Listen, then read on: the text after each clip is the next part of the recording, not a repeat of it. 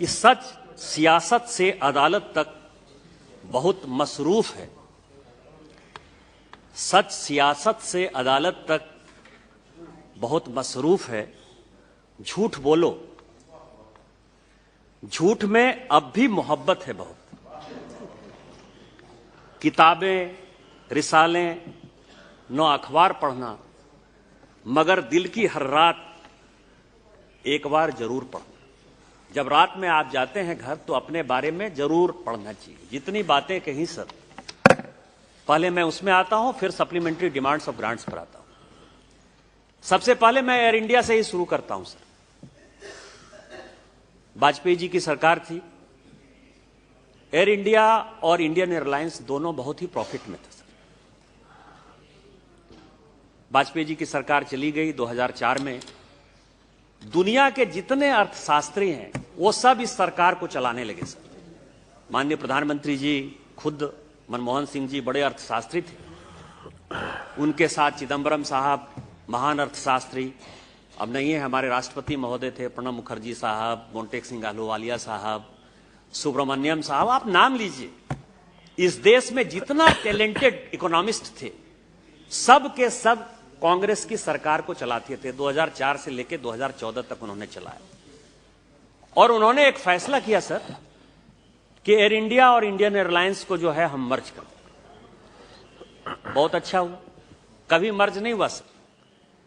2010-11 तक जबकि यूपीए 2 बनी तब भी एक कमेटी इन लोगों को बनानी पड़ी, धर्माधिकारी कमेटी। और धर्माधिकारी कमेटी ने यह कहा कि एयर इंडिया का जो एम्प्लॉय का टेंशन है वो अलग है, उनका जो एम्प्लॉयमेंट का जो कॉन्ट्रैक्ट है वो अलग है, इंडियन एयरलाइंस का अलग है। कभी मर्ज नहीं कर पाए। इन्होंने क्या किया सर? जिस ऑर्गेनाइजेशन के पास पैसा नहीं था, मर्जर के बाद जिनकी की कोई भी हैसियत नहीं थी जहाज खरीदने की, यदि मेरे पास ये सॉल खरीदने की हैसियत नहीं है सर तो मैं कैसे सॉल ये ले सकता हूं? इन्होंने क्या किया? इन्होंने तय कर दिया कि मुझे 108 हवाई जहाज खरीदना है और उसके लिए भारत सरकार ने सॉवरेन गारंटी दे दी। और एयर इंडिया और इंडियन एयरलाइंस जो प्रॉफिट में था, तत्कालीन जो एयर इंडिया के सीएमडी थे, जो बाद में इलेक्शन कमिश्नर हुए, मैं उनका नाम नहीं लेना चाहता, उन्होंने लिखित कहा कि ये काम मत करिए, ये देश के लिए आप जो है अन्याय कर रहे हैं। लेकिन जब कमीशन खोरी की सरकार हो सर तो क्या करती है?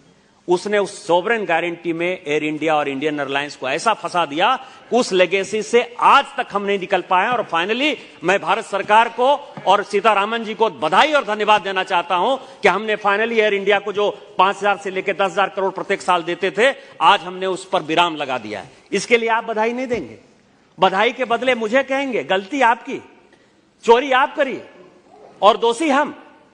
हमने क्या किया? और इस पार्लियामेंट में लगातार, मैं जिस दिन से सांसद बना 2009 से लेकर 2014 तक, कम से कम 10 बार, गुरदास गुप्ता साहब अभी नहीं है, लगातार मैं इस सरकार को आगाह करता रहा कि आप एयर इंडिया के लिए कुछ करिए, आप एयर इंडिया के लिए कुछ करिए, लेकिन कुछ नहीं कर पाए। आज यदि सरकार ने किया तो बधाई और धन्यवाद देने के बदले आप उसके ऊपर क्वेश्चन कर रहे हैं। दूसरा सवाल है ऑयल बॉन्ड का सर। इन्होंने प्राइस की बात की, एलपीजी की बात की, क्योंकि इस बजट में 29,000 करोड़ रुपया जो है एलपीजी की बात है। मैं उसको रिपीट नहीं करना चाहता क्योंकि पिछली बार मैंने बोलते हुए काफी कुछ चीजें कह दी। पूरे दुनिया में प्राइस बढ़ रहे हैं, दुनिया में तेल के दाम बढ़ रहे हैं। आपने जो कहा वोट बैंक की पॉलिटिक्स, वोट बैंक की पॉलिटिक्स हम करते हैं, झूठ की पॉलिटिक्स हम करते हैं कि आप करते हैं? आपने तो गुजरात चुनाव का उदाहरण दिया, आपने तो हिमाचल चुनाव का उदाहरण दिया कि प्राइस बढ़ नहीं रहे, लेकिन आपने जनता को क्या गुमराह किया? आपने जनता को यह कहा कि दुनिया में $120 पर बैरल हो जाए, $110 पर बैरल हो जाए, मैं जो है पेट्रोल डीजल के दाम जो है कंट्रोल करके रखूंगा। और उसके लिए क्या रास्ता आपने अपनाया? क्योंकि कोई कंपनी घाटे में तो नहीं चल सकती है, आपने ऑयल बॉन्ड जारी किए। और उस ऑयल बॉन्ड की जो मैच्योरिटी है वो किसको पूरा करना पड़ रहा है? 2014 तक, क्योंकि आपको यह पता था। आपने इस देश में ऐसी ऐसी चीजें लागू की, कांग्रेस को यह पता था कि उसने इतना करप्शन कर लिया है, जनता में उसकी इमेज इतनी खराब है कि दोबारा उसको वापस नहीं आना है। और इसीलिए ये चीजें माननीय प्रधानमंत्री जी के माथे पर और जो वित्त मंत्री है वित्त मंत्रालय के माथे पर थोपने के लिए आपने ऑयल बॉन्ड जारी किया। आज ऑयल बॉन्ड को रिटर्न करने के लिए पैसा देना पड़ता है, और यदि हम ऑयल कंपनी घाटे में नहीं जाए और दूसरा जो है कभी हम अपने आम गांव गरीब किसान बच्चों को जो है कर्ज उसके माथे पर नहीं चढ़ाएं, यदि हम पैसा ले रहे हैं कौन सा अन्याय कर रहे हैं? इसका क्या चुनाव में असर पड़ता है? यदि चुनाव की राजनीति होती तो हम उसको जो है 60 रुपया पर पेट्रोल और डीजल का दाम ले आते। माननीय मोदी जी ही एक ऐसे हैं जो सबका साथ सबका विकास का काम करते हैं। कोई भी जो है वो वोट बैंक की पॉलिटिक्स नहीं करते हैं, वो आम गरीब जनता की पॉलिटिक्स करते हैं। तीसरा सवाल यह है सर, हेल्थ पर इन्होंने कहा, हेल्थ पर है ही। आप समझें कि पूरी दुनिया ने कोरोना में जो भारत सरकार ने किया, माननीय मोदी जी ने किया, पूरे देश को एकत्रित किया, 130 करोड़ लोगों की यदि जान बची। आप हेल्थ सेक्टर में कहते हैं कि डाउन हो गया। मैं तो कोरोना के बाद संजोग ऐसा हुआ सभापति महोदय कि मुझे दुनिया के लगभग 50 देशों को घूमने का मौका मिला। मैंने अमेरिका भी देखा, मैंने यूके भी देखा, मैंने यूरोप भी देखा। जितने विकसित राष्ट्र थे और आज जो चाइना अपने आप को बहुत बड़ा कर रहा है, आज भी चाइना में पूरा लॉकडाउन लगा हुआ है।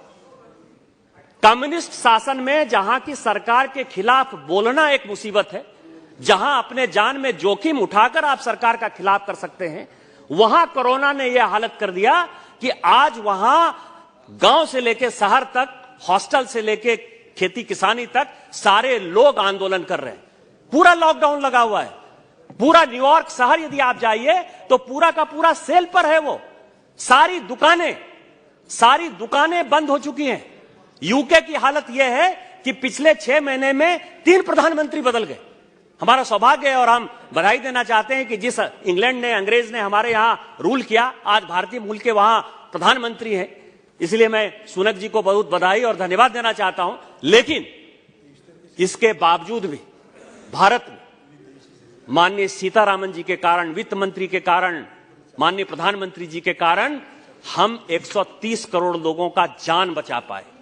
आज पहली बार ऐसा हुआ कि कोई भी टीका होता था, पोलियो से लेके छोटा मलेरिया फलेरिया तक होता था सर, उसके लिए हम लोगों को 10 साल 12 साल जो है टीका के लिए इंतजार करना पड़ता था। आप रिसर्च डेवलपमेंट की बात करते हैं, आप हेल्थ सेक्टर की बात करते हैं, आपने कभी भी जो है एम्स बनाने का प्रयास नहीं किया, आपने कभी गांव गरीब किसानों को देखने का प्रयास नहीं किया। हमारी सरकार थी जिसने आयुष्मान भारत दिया। आज 5 लाख रुपया प्रत्येक परिवार को मिल रहा है कि नहीं मिल रहा है, और 22 एम्स बने। कोई ऐसा राज्य नहीं है जहां की माननीय प्रधानमंत्री जी ने एम्स नहीं दिया, और कई एक ऐसे राज्य हैं जहां 2-2 एम्स बना। इसके बावजूद भी आप कहते हैं कि हमने बजट डाउन कर दिया। कुछ भी डाउन कर दिया, हमने 130 करोड़ लोगों के जान बचाने के लिए काम किया नहीं किया, इसके लिए आपने कभी बधाई दी, कभी विरोध के लिए विरोध करना है। इसी तरह का डिबेट चलेगा सभापति महोदय। अब मैं आपको बताऊं कि ये डिमोनेटाइजेशन पर आते हैं। उस दिन अधीर चौधरी साहब भी बोल रहे थे सर, और आज जब स्टार्ट किया शशि थरूर साहब ने, मुझे लगता है कि घड़ी कभी कभी जब रुक जाती है तो कांग्रेस की घड़ी, मैंने उस दिन भी बोलते हुए कहा था कि 1950 में कांग्रेस की घड़ी रुक गई, इसके आगे जो है वो बढ़ ही नहीं पा रही। होता है ना कि हमारे घर में बहुत गांव गरीब जमींदारी है सर, तो जमींदार के यहां क्या था कि किसी जमाने में मान लीजिए कि हाथी घोड़ा बंधा हुआ रहता था। आज तो जमींदार के पास हाथी घोड़ा बनता नहीं है, तो कोई जब फंक्शन होने लगता है तो किराए पर जो है वो हाथी घोड़ा लेकर आ जाते हैं और वो अपने आप को दिखाते हैं कि हम जमींदार हैं। उसी तरह से कांग्रेस जो है, कांग्रेस को कोई चीज समझ में नहीं आता कि उसने जब शासन किया इस देश में, जब 2014 में माननीय मोदी जी ने चार्ज लिया, उस वक्त देश के हालत क्या थे? कहीं भी बम विस्फोट हो सकता था, कहीं भी दंगा हो सकता था, फेक करेंसी का बोलबाला था, ड्रग्स डीलर, मैं नाम नहीं लेना चाहता, संजय भंडारी से लेके जो अगस्ता वेस्टलैंड में अभी बंद हैं क्रिश्चियन मैकेल तक, ये सारे के सारे जो है drugs dealer, arms dealer, drugs का मनी, ट्रैफिकिंग का मनी,